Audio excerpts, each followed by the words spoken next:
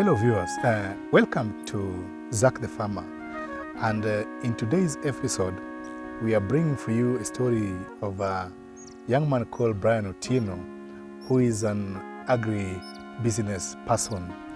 Brian Otieno is doing a lot of good work in Kano, Kolwa, and when Zach the Farmer and the team paid a visit to him at his home, we were so amazed by the kind of work he's doing.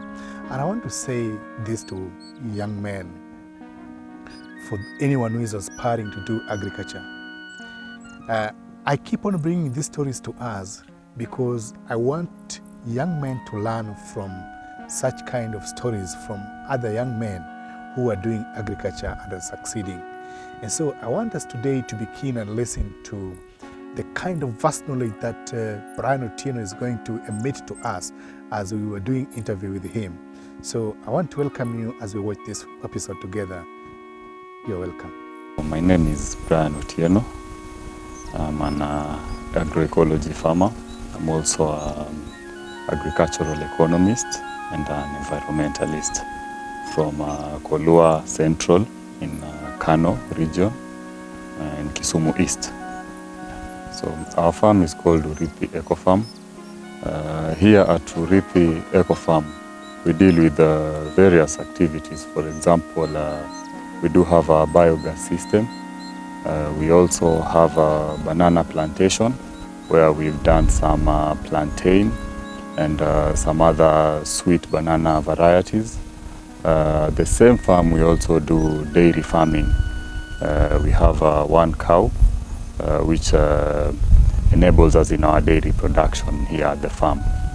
So we tend to adopt a circular economy form of agriculture, in that the waste that we get from our dairy side, that's from our cattle, we use it to fuel our biogas plant, whereby from there we get slurry first. Slurry is an extract from the biogas, which in turn we use it at the farm as a fertilizer, organic fertilizer. From the biogas we also manage to get gas, which we use in our kitchen for cooking purposes. We also have some sugarcane grown here at the farm. Mainly we use the sugarcane for domestic purposes, whereby we just consume it as a household. Although we also have some members of the community around who know about the sugarcane plantation, the small one that we have here at the farm. And some of them, those who have kibandas, they may come from time to time to maybe take some few pieces so that they can go and sell in their various enterprises. Yeah. The same site, we also have a nursery site. In the nursery site, we've done a shade net system.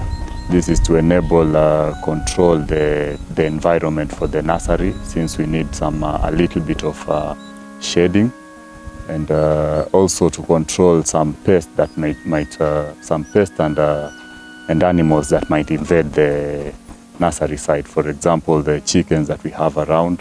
We have some geese that may be disastrous to the nursery, so we opted to use the nursery, the shade net system, so that it can give some sort of security to the nursery. Going into the nursery, we have some various plants that we've planted there. We have onions. We also have some kienyeji vegetables, for example, black nightshade. We also have spider plant. At the same site, we also have some tree seedlings.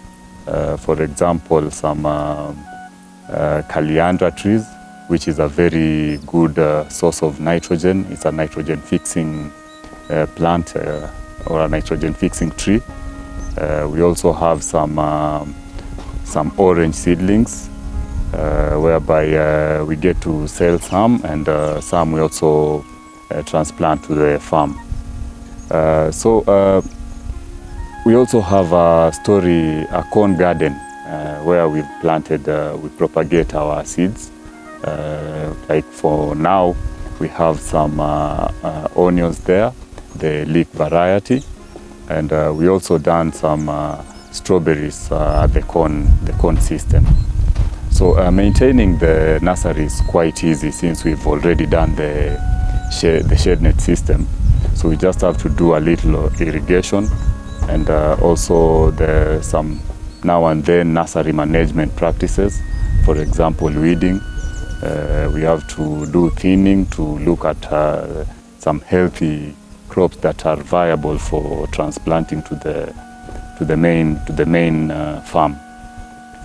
Here at Urithi Eco Farm, we try and embrace agroecology farming. With agroecology farming, we tend to work in close harmony with nature, in that we try and improve our crop production, while at the same time we also take care of the environment. And one of the measures that we have taken to ensure that we contribute towards climate conservation is the integrating of fruit trees, also some timber trees and some crops. So we have a variety of fruit trees around. We have managed to see some giant passion. We also have some oranges. We have some apple trees. We have lemons. We also have some avocados. Yeah, so we tend to incorporate and try to encourage biodiversity in our farm, as this encourages towards sustainability. Or rather, we can say it contributes to the aesthetic value of the farm, in that we can get, right now we are privileged to get some fresh air. That's courtesy of the trees that we have around, some of them including the fruit trees that I've just mentioned.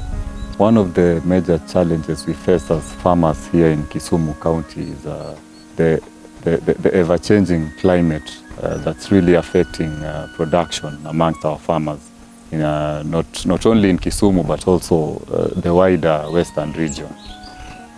So here at the farm we have adapted one method that manages to curb that, and that's through regenerative agriculture and conservation agriculture.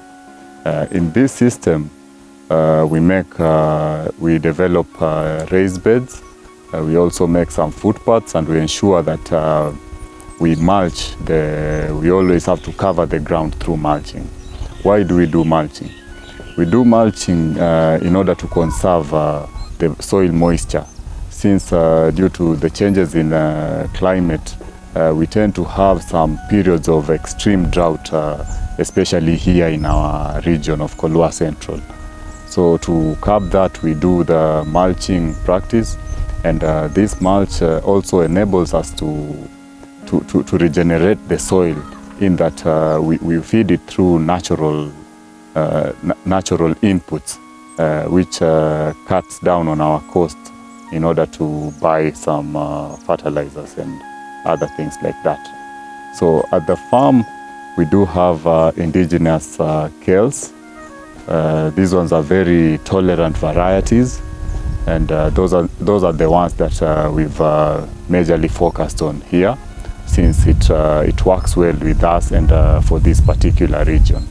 We also do pepper, that's hot pepper, the red cayenne variety, and we've been distributing it around, selling to the market.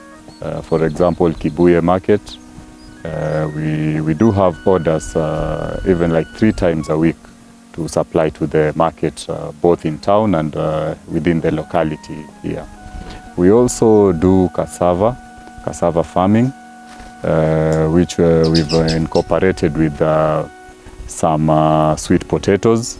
And at the same farm, we also do moringa tree, which is a very good source of, acts as a biomass tree.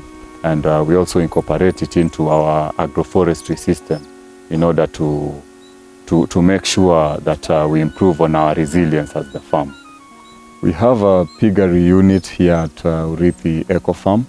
As I had addressed it before, we try and incorporate everything into into farming system so that we can make it, we can improve on biodiversity and make it more adaptable and resilient towards the ever-changing challenges that we face as farmers.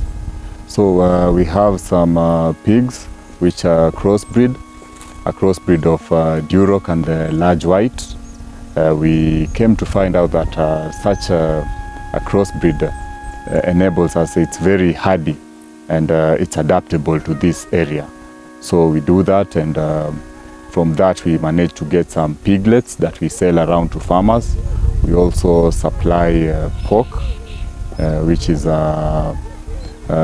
meat gotten from the pigs. Yeah, and the pigs also help us also to feed the biogas system that I talked about earlier, in that we take the waste and feed it into the biogas system, and from that we manage to get the slurry which we use as fertilizer, and also the gas that we use in our house for cooking purposes in the kitchen.